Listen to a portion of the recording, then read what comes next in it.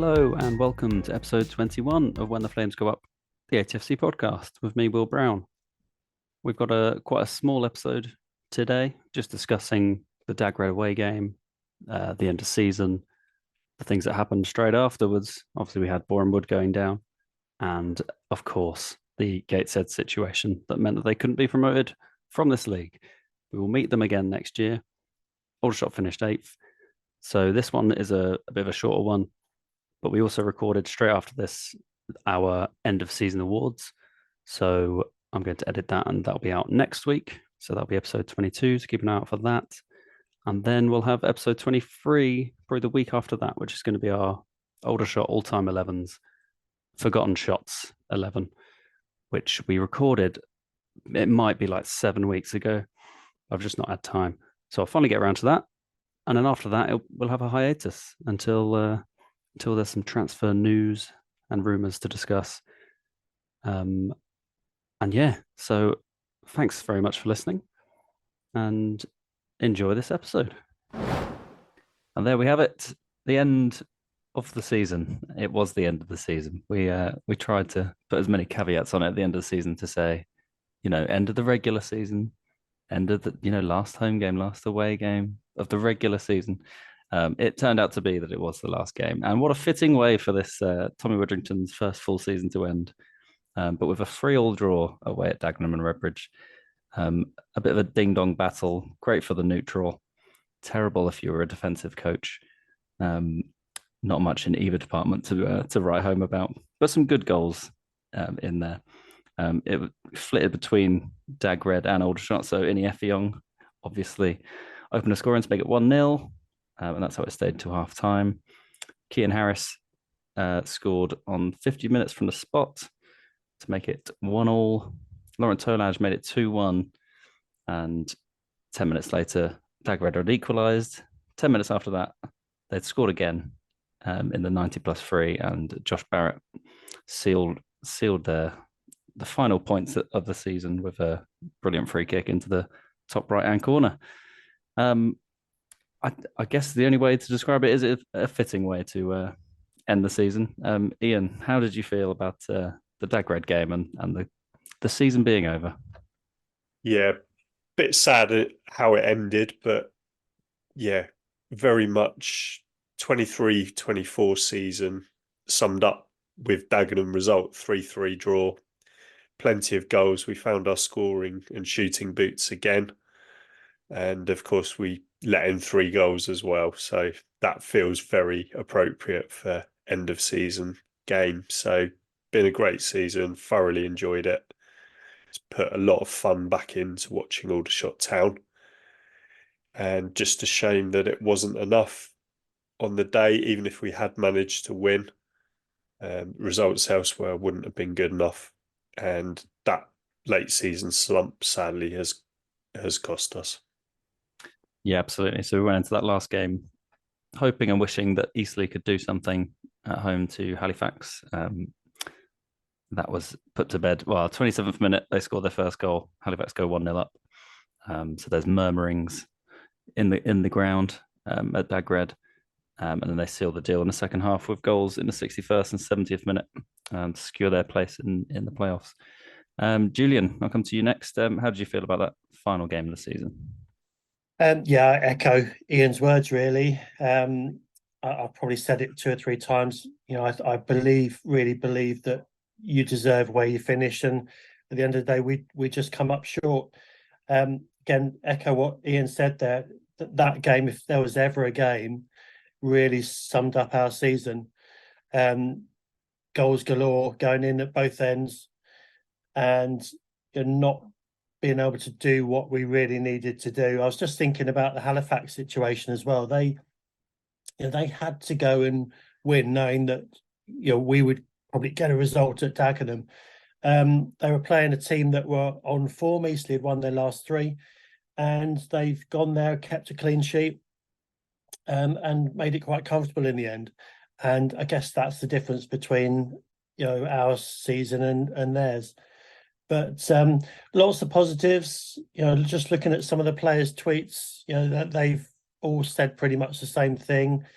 Proud of the team, roller coaster ride, yeah, up and down season, but really looking forward to the next. And just a couple of things. I was really pleased with Josh Barrett's performances over those last two games. I wasn't sure whether he was going to be offered a contract or not. So I think he was probably thinking the same. So I think he's put himself in the shop window, and I think with a good pre-season behind him, I know we don't know at the moment whether or not he's going to be offered a new contract or invited back, but I think with a good pre-season behind him, then he could be an ideal replacement for Josh Stokes. Yeah, it was interesting in his tweet at the end of the season. He said, "Time to get fit." So, I mean, he's clearly gonna. I don't know. I don't know if that's a like an off comment, just to kind of because of the kind of hate that he's had for his performances before those last two games. But yeah, if he is, then fair play. I'll come to you, Ash, next. How do you feel about the Dag Red game and the end of the season? Yeah, pretty much the panel has summed it up. The whole season in one 90-minute game. I thought there was some good individual performances. I thought it was a nice touch that Stokes got his clap off towards the end of the game. Very fitting for a player who's been fantastic for us this season. I think, as Julian highlighted, very good performance by Barrett. I'd like to see him in a shirt for Aldershot next season, especially if he says what he's going to do is lose some weight and get some fitness behind him. I think technically he's a very good player. So it'd be very interesting to see him in an Aldershot shirt next year, filling that role for Josh Stokes. But one thing I did want to touch on too was, does anybody know what the referee was doing at the end of the game? Blew the whistle and ran down the tunnel. Anybody know any idea of that? Brilliant. I mean, we're going to move on to end of season awards, and that's another one that's been top of my mind. But recency bias, that is generally the funniest thing I've seen on a football pitch, I think.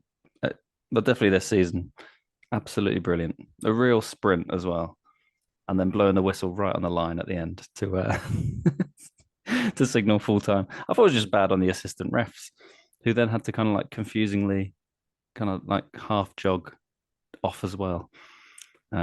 Yeah, no animosity either towards the ref, really. I think maybe there was a bit more going on with the home fans, but I couldn't hear anything. Yeah, I've got a couple of stats, but just from what I've pulled out from having a look on Wikipedia. This season we've scored the most and conceded the most, both since being back in the National League, which is great. So we scored 74 and conceded 83. That's the most in either category since we came down in 2013.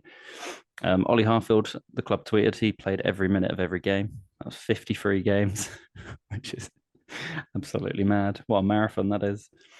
So fair play to him. And brilliant to see him sporting a man bun at the weekend. And Laurent Toles didn't quite get to 20 goals, but he got 19 league goals and a few more in all appearances. We got a manager of the month for November, Tommy Widdrington, and player of the month, Laurent Toles, for January. So, make of that what you will. I suppose we best touch on the end of season just to discuss two things. Boreham Wood going down on the last day with a drab 0-0 against Ebbsfleet, and the Gateshead situation. So I'll come to you first, Ian. What are your thoughts on both of those pieces of news that have come out since Saturday? Let's do Gateshead first. It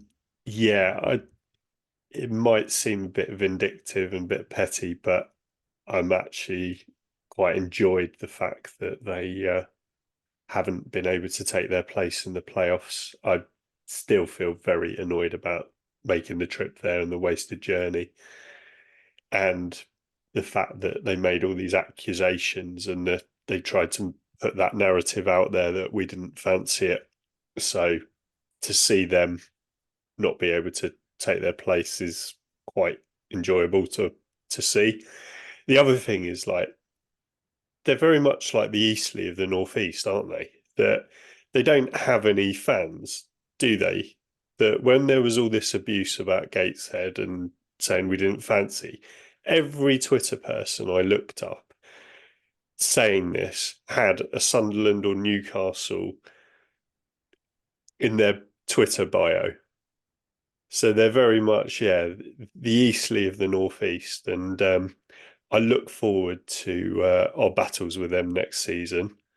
And hopefully, when I make the trip, we'll have better luck with the weather. So, yeah, unlucky Gateshead. I like the I like the comparison to Eastleigh. I'd never really done that. North Eastleigh. Grand. Julian, any remarks on Boreham Wood and Gateshead's misfortunes? Yeah, with regards to the Gateshead situation, there's been so much on Twitter, lots of different points of view.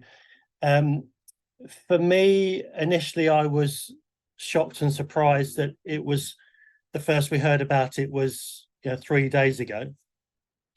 But then, having thought about it, if these messages had been coming out mid to end of season, then that could have had a different slant on it.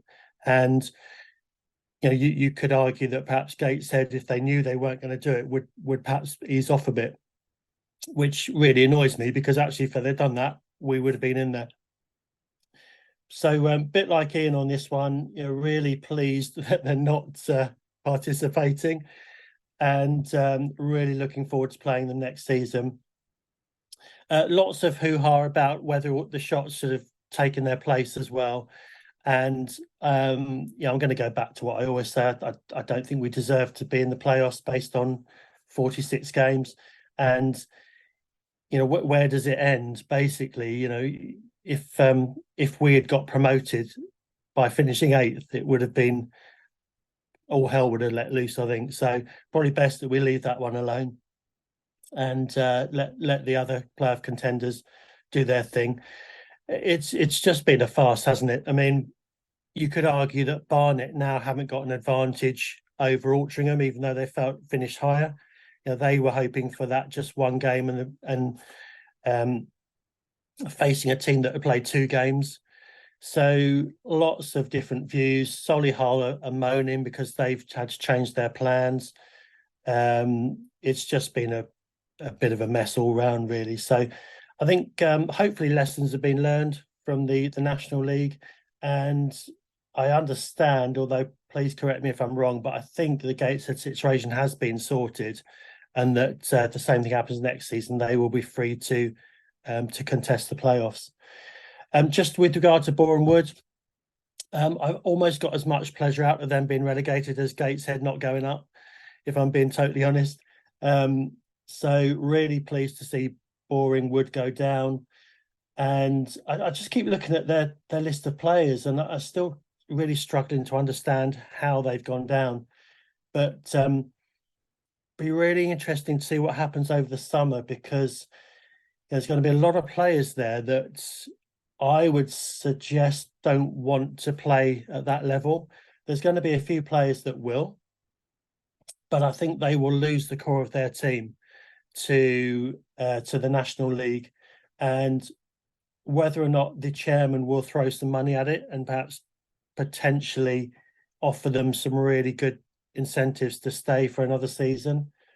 But you've got players like Chris Bush, 32. He's probably only got 2 seasons left in the National League, and is he going to want to drop down a division? I'm not so sure. And again, with the resurgence of Torquay next season and Dorking in there as well, causing problems, it's not going to be a straightforward step back up. So going to be really interesting. I think we're going to have to cover a bit more of the National League South next year. It's going to be really interesting. Well, yeah, definitely.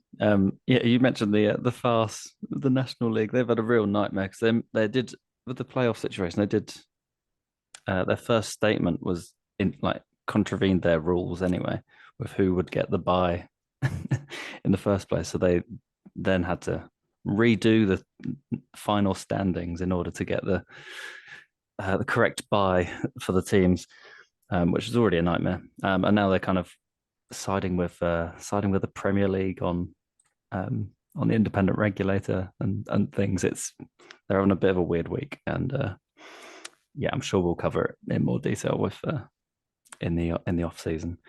Ash, I'll come to you. Your thoughts on that final day and Gateshead and Boreham Wood news? Yeah, so I'll touch on Boreham Wood first. They just didn't do enough at the start and the middle of the season to stay up. I don't think a lot of clubs will miss them in the division. I think them going down into that division, they're going to struggle to get back up, as it's been alluded to before. I think a lot of the players will want to leave, want to be up in our division. But it'll be interesting to see how it goes, especially now they've got Dorking joining them as well within that.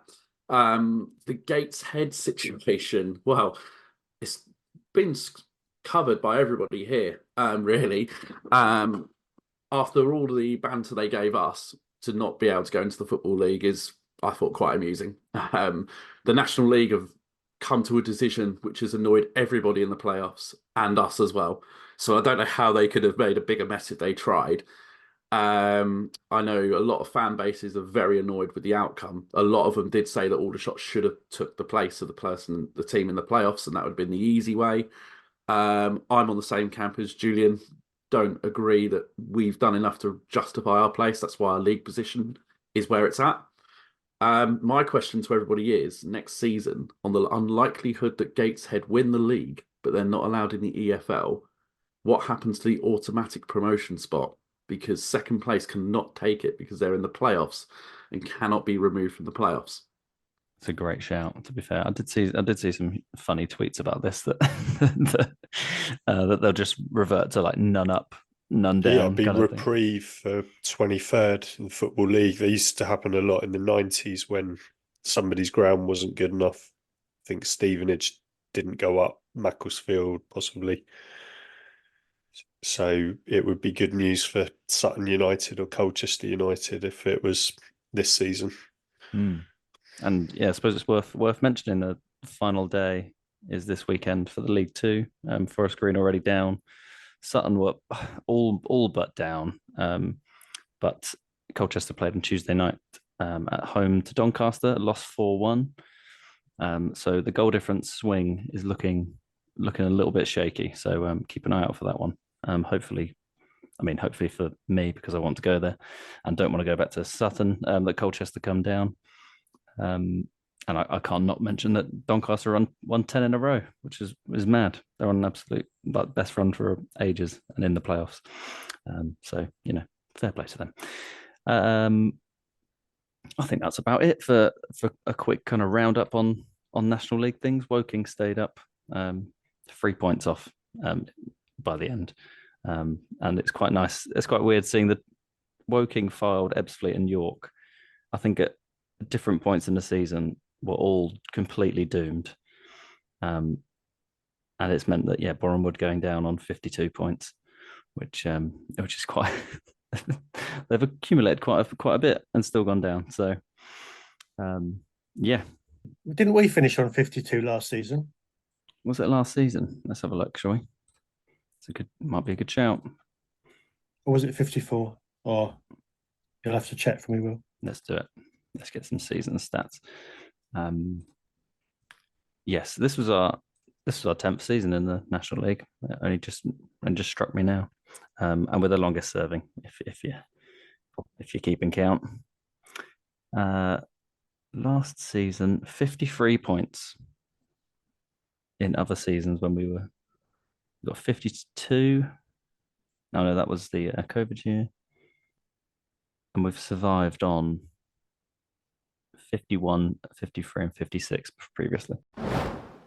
Thanks for listening to episode 21 of When the Flames Go Up, the ATFC podcast.